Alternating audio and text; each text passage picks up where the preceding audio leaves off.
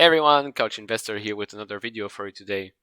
Now, today we're starting a new series. In my last couple of videos, we talked about the casino stocks.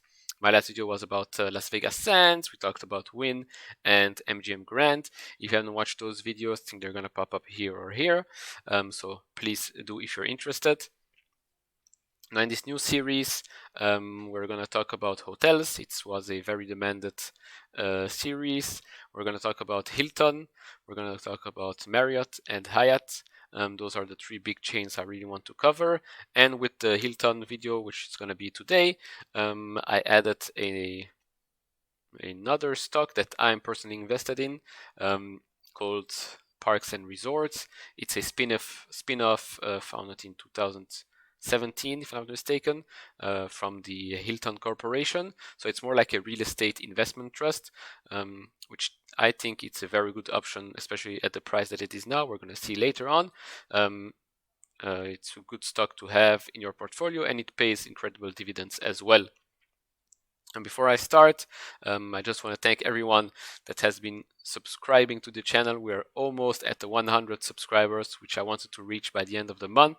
We still have 9 days or 10 days until the end of the month, and we're already at 93 subscribers. So if you haven't subscribed, please push that red button and help me get 100 subscribers, and enjoy the videos. If you have any comments, whatever, please write it down in the comments below. I usually answer to everyone, and leave thumbs up if you like the video.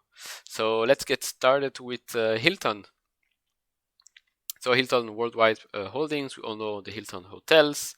It's currently at $70.52. It's down 2.28% as of today. Now, year to date, the stock is down 37%. At its lowest, it was down 50%. If you bought it at $56, let's say its lowest point, you would have made 25% profit as of now. Now let's get into the balance sheet, because I don't want this video to drag on for too long. Ticker symbol HLT, price 70.57, a bit of a high PE ratio of 23.68. No dividend yields anymore. They had 50 cents per quarter per share, but now they have no dividends. Maybe it's because of the crisis, they need more cash, etc. 5-year average PE is higher than the current one, 37.24. They beat their earnings. They actually beat their earnings, I think, the last three quarters, and their all-time high is 113 for the year. Now cash, $538 million, revenue $9.4 billion, cost of revenue only $1.25 billion, which makes the gross profit a nice one, $8.19 billion. The total operating expenses of $6.62 billion, operating income of $1.57 billion. Now cash and assets, receivables $1.26 billion. Now no inventories. I couldn't find any on any sheets that were correct, so I decided not to write any. If I find it, I will add it to the video. Prepaid expenses $130 million, which comes at around a total of $2.09 billion, because the inventory probably put the gap, fit the gap right here. Non-cash and assets, obviously property $1.75 billion, depreciation of $509 million, which comes at a net of $1.24 billion, intangible assets $6 billion, and then others $280 million, which comes at a total of $12.86 billion in non-cash assets. Now liability, short-term and long-term. Short-term $2.87 billion, long-term $12.55 billion, which is a total of around $15.42 billion. Now the gross margin and operating margin are quite well. Operating margin is quite normal, 14.7%, but gross margin is very high, 86%. Now the liability breakdown for the short term, accounts payable $303 million, accrued liability didn't find any, deferred revenue $332 million, Other current liabilities, $1.41 billion, comes to the total, like we said here, $2.87 billion. Now, stock repurchasing, put it in red because it's way too much. It's $1.5 billion. Their cash pile is $500 million. Why spend 3 times that on stock repurchasing? I don't know. It's not a good idea. Earnings per share for last year was $3.04. They have 277 million shares outstanding, and this year they are predicted to report $1.85 earnings per share. Set dividend payments 0. Current valuation 19.89 billion. Earnings last year of 881 million. So valuation versus previous earnings gives you a total return on investment in 22 years. The current reflection of earnings is $536 million. So if you think that after all of this they will get back to normal, to their $888 million, maybe you should buy, because I think it's a 60% increase or so. But the stockholders' equity, that's a very big problem, is at a minus, and it's been decreasing year over year. I can show you right here. You want your stock equity to be growing every year instead of declining. As you can see here, when was it? 2016. 2016, stockholders' equity was almost $6 billion, then $2 billion, then only 551 million, and now it's at a minus $482 million. I don't know what's happening there. Maybe they heavily invested in new properties, in new chains, whatever, but this is not what you want to see. You want to see exactly the inverted way, starting here, ending up here. Maybe in the future that will change. Who knows? Well, we hope so, because this is not nice to see. Now, before I check we go to the other balance sheets, I want to show you some data about hotels in general. So occupancy rate of the hotel industry worldwide from 2008 to 2019. Now let's check also Middle East and Africa. Why not? America is this one right here. So as you can see, in the last, let's say, 5 years, in the US, in the Americas, Canada and everything, it hasn't really moved that much. In the Middle East, it has increased a bit, a couple of percentage. In Europe, same thing, hasn't moved much. Obviously now it's declining because, well, hotels are closed. More so, we can look at some articles right here. Compared to 2019 figures, occupancy is down as much as 96% in Italy, 68% down in China, 67% down in the United Kingdom, and almost 60% down in the United States, almost 50% down in Singapore. Obviously, with this whole crisis going on, the virus, well, nobody's going to go to hotels, and hotels are basically shut down. Again, all the articles will be in the description, in the comments below, as well as timestamps. Another good part I wanted to show you.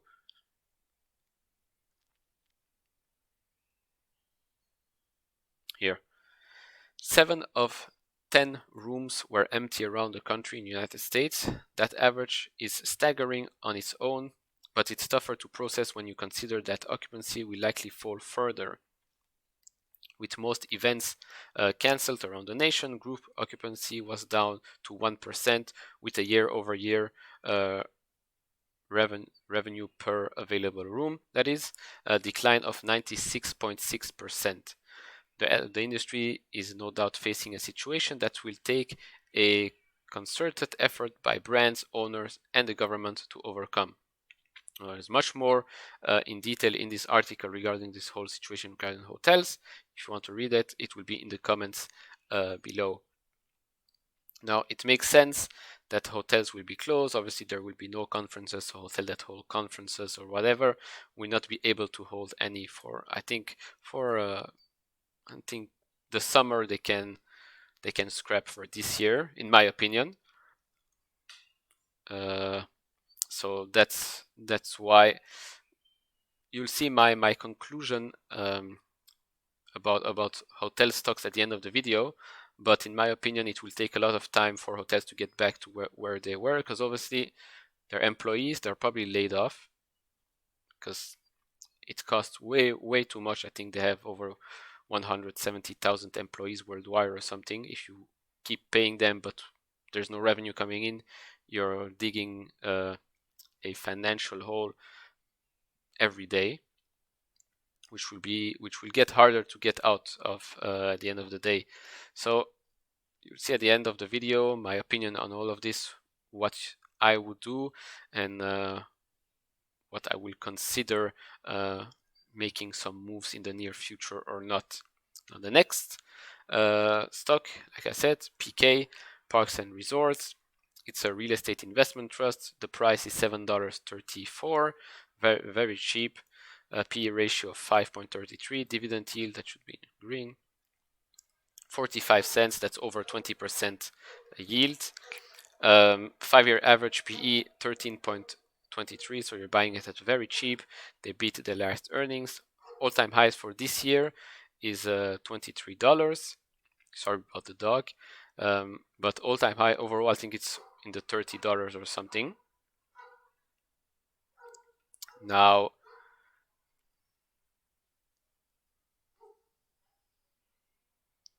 the dog.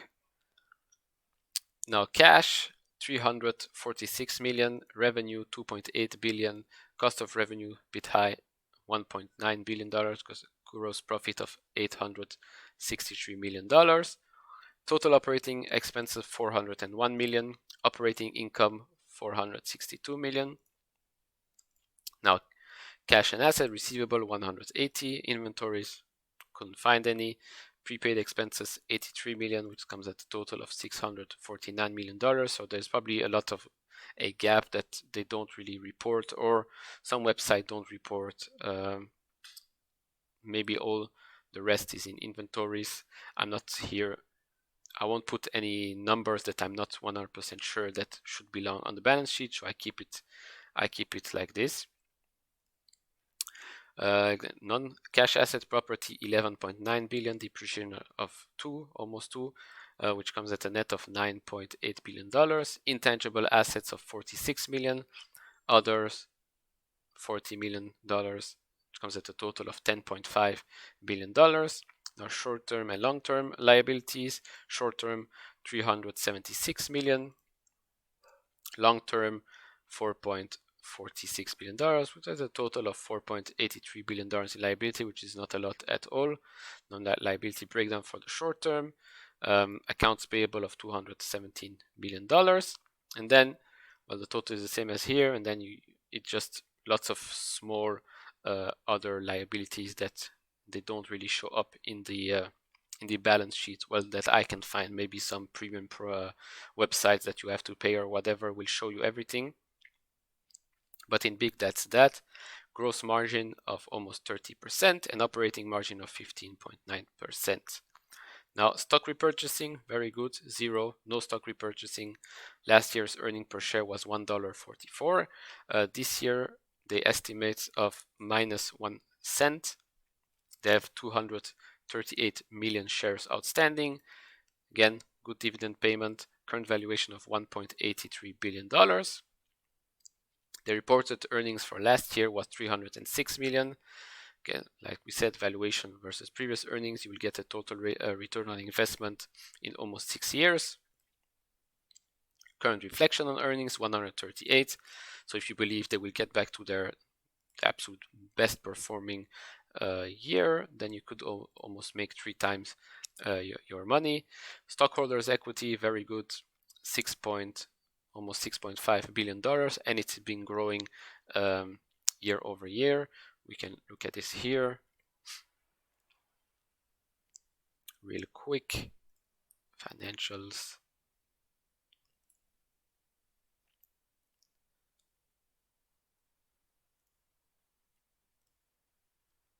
And as you can see here, stockholders' equity started low, then grew then went down for 1 year, but not that much, and then grew again. This is what you want to see. Gives you more power, let's say, gives you more in hand as a stockholder. Now let's go into the articles. Obviously, Hilton sees material decline in earnings, with Q1 revenue per available room down up to 24%, like we saw before. Up to 60% of hotels are shut down, maybe now even more. Let's see here. Hilton Worldwide Holdings disclosed Thursday that it has suspended operation at nearly 1,000 hotels, or about 16% of its global hotels, as a result of the COVID-19 pandemic. Now you would say, oh, only 16%? Yeah, because Hilton's holding is not just Hilton Hotel. They also have lots of affiliates, Embassy Suites, what else? A lot of other, and some countries did not need to shut down hotels or whatever, or some hotels are being used as, let's say, a hub for treatment or whatever. I know in London, in the England, some stadiums like Stamford Bridge, Chelsea, is used by the NHS as a hub or as a hospital, let's say. So that's that. Again, if you want to read through it, link will be in the description or in the comments below. Another one, bear of the day, Hilton Worldwide. Hilton, like other hotel and travel stocks, have seen its share plunge in the past few weeks. Shares of the hotel giant are down almost 37% year to date, while the S&P 500 is down 12.3%. But again, in the grand scheme of things, Hilton will eventually get out of this mess. Zacks ranks it as a strong sell. I will tell you why. Because in their opinion, until we don't see the light at the end of the tunnel, it's not worth buying any hotel stocks, because the longer this situation goes on, the more money they will lose, and the longer it will take them to go back to their usual highs, let's say. Some positive, but that was almost a month ago. One hotel is best equipped to weather the coronavirus. Again, talks about Hilton. Hilton, Hyatt, Intercontinental, and Marriott are all poised to receive probably the best results of the hotel chains, because they receive so much business travel, and business travel will be the first to recover. That's hypothetical, and that will be seen only when, well, let's say the economy reopens, travel reopens, and whatever. Lots of events that have been postponed will maybe be rescheduled at those locations, maybe not. Maybe that's just 2020 will be a year that's been scrapped. I don't know. It's going to be interesting to see what will happen with everything that's travel or hotel based. Now, like I said here, however, the road to recovery will not be level for all stocks. Now she's explaining why Hilton will be best suited. The hotel stock that I think has the best quality is going to be something like Hilton. Hilton has very, very high operating margin, like we saw, meaning that they can cut into those quite a bit. Exactly, they can cut the operating margins and then have some room to breathe. Marriott was a lot more leveraged in that regard. We will see that in the next videos. So I think that Hilton, of all of these, they look good at several levels. They have good free cash flow yields. They have good net interest coverage, meaning that they have a better balance sheet. Yeah, the balance sheet looked okay, not the best, but looked okay. They have better operating margin, and so I think that's going to be your best bet on stocks. Now, the article goes on and on. We can, again, it's my neighbor's dog who's been barking at skateboarders in the street, because now there's less cars, so more people skateboard in the street. But now let's move on to parks and resorts. I will tell you, look, this is mostly their portfolio. So you see lots of Hilton hotels in their portfolio, some Marriott, some Le Méridien in New York, Waldorf Astoria as well. You can see most of their locations here. Top locations, obviously Florida, California, I think this is Illinois, and New York. These are the sorts of hotels that are in their portfolio. Very nice hotels. Park Resort Hotel and Resorts has whole or partial ownership in 60 hotels. The bulk of hotels operate under brand license from Hilton worldwide. Obviously, that's because it's a spin-off of that. Basically, it's mostly Hilton hotels in their portfolio, but some others as well. This article, I will leave it in the comments below because it's very technical. It's going to take a long time to go over it. So now my conclusion, let's say, for this. Now I invested in parks and resorts already. I bought it at around, let's say, the 1 month. I wish I bought it at $6, but I didn't. Bought it at around here, $8.28. So I'm very happy with my position. Maybe a bit before even somewhere here, because here was the dividend payment. Obviously, if let's say the 5-year outcome, as you can see, it was always between $25 and $30. So if in the next 1 year or 2 years it goes back to that, I've made more than 300% on my investment. I keep getting dividend payments. So for me, that's a win, and I think they will get there. Maybe not next year, maybe in 2 years, but I'm in it for the long term. My dividend payments will automatically invest in the stock again, so I'll get more shares as long as I keep those positions. Now, Hilton, I did not buy at the lowest. I might buy it if it goes back to some $50, $55, $60 or so. If not, that's okay. I can't buy every stock I think is interesting. I wish I could, but I can't. For me, Hilton is a very steady corporation. We can see here 5 years. It's been growing a lot. So in my opinion, again, same thing. I think in the next 2 years, it should go back to at least $90 or $100.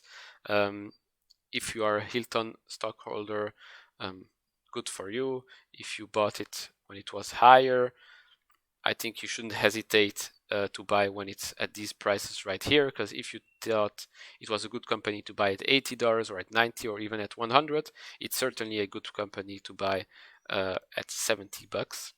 So yeah, that's my opinion. Obviously, the more time they don't allow people to travel or go to hotels, the longer it will take those stocks to recover. That's with everything, with hotels, with airlines. Disney stock, for example, as well. Parks are closed, so and the parks in Disney are one of the major revenue bringers for the company. So yeah, we should see if maybe by the summer some hotels or some parts can be opened. Might be something good. That will be it for this video. I hope it wasn't that long. Anyways, if you stayed until the end, thank you very much. Leave a thumbs up.